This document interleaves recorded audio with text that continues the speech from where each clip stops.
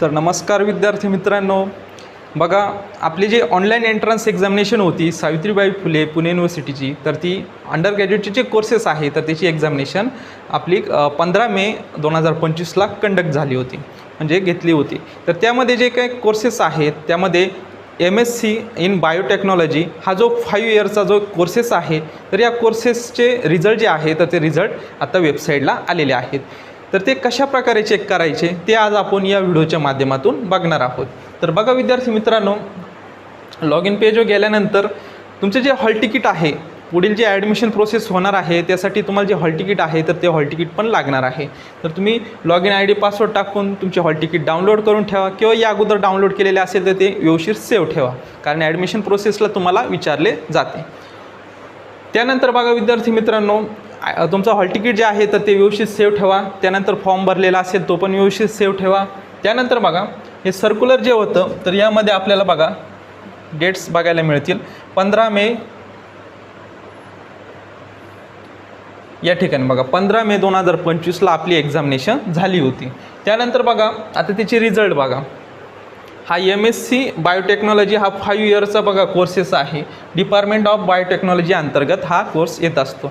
ज्या विद्यार्थ्यांनी याची CET दिलेली असेल तर त्याचे रिझल्ट तुम्ही बघू शकता, आणि एक तुम्हाला अंदाज येऊन जाणार आहे की विद्यार्थी किती घेणार आहे, आणि त्यानंतर बघा कट ऑफ किती लागू शकतो, कट ऑफ त्यापेक्षा किती विद्यार्थी सिलेक्ट होऊ शकते एक तुम्हाला अंदाज येऊन जाणार आहे. तर तुम्ही या ठिकाणी बघू शकता.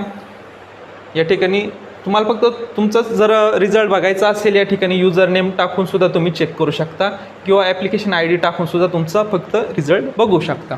आपण सर्व विद्यार्थ्यांचे यासाठी बघत आहे की बाकी विद्यार्थ्यांना किती पडलेले आहेत, त्यानंतर किती हायेस्ट आलेला आहे याविषयी आपल्याला माहिती मिळून जाणार आहे. या ठिकाणी बघा तुमची ॲप्लिकेशन ID दिलेले आहे, विद्यार्थ्यांची नावं नाहीत. या ठिकाणी कॅटेगरी दिलेली आहे, डोमासाईल युनिव्हर्सिटी पण दिलेली आहे, दिव्यांग आहात का नाही याविषयी सुद्धा माहिती या ठिकाणी दिलेली आहे. या ठिकाणी टोटल मार्क्स तुम्ही स्क्रीनवर बघू शकता. बघा काही विद्यार्थी ॲब्सेंट असतील तर ते ॲब्सेंट पण त्या ठिकाणी तुम्हाला दिलेलं आहे. स्क्रीनवर तुम्हाला व्यवस्थित दिसत असेल. या ठिकाणी बघा काही विद्यार्थी ॲब्सेंट आहे, त्या ठिकाणी ॲब्सेंट पण दिलेलं आहे. म्हणजे जे ॲब्सेंट विद्यार्थी होते त्यांचे पण या ठिकाणी ॲप्लिकेशन ID जे आहे तर ते दिलेले आहे.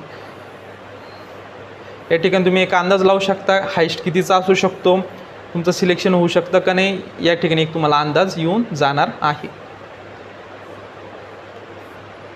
तर बघा विद्यार्थी मित्रांनो, या रिझल्टची जी PDF आहे बघा, तर ही PDF मी आपल्या टेलिग्राम चॅनलला अवेलेबल करून दिलेली आहे. तर त्याची लिंक बघा या ठिकाणी आपल्या चॅनलवर गेल्यानंतर या ठिकाणी टेलिग्राम पवन एल्बम यावर क्लिक केल्यानंतर आपली टेलिग्राम चॅनल जॉईन झाल्यानंतर त्या ठिकाणी तुम्हाला ही PDF जी आहे तर ती PDF अवेलेबल करून दिलेली आहे.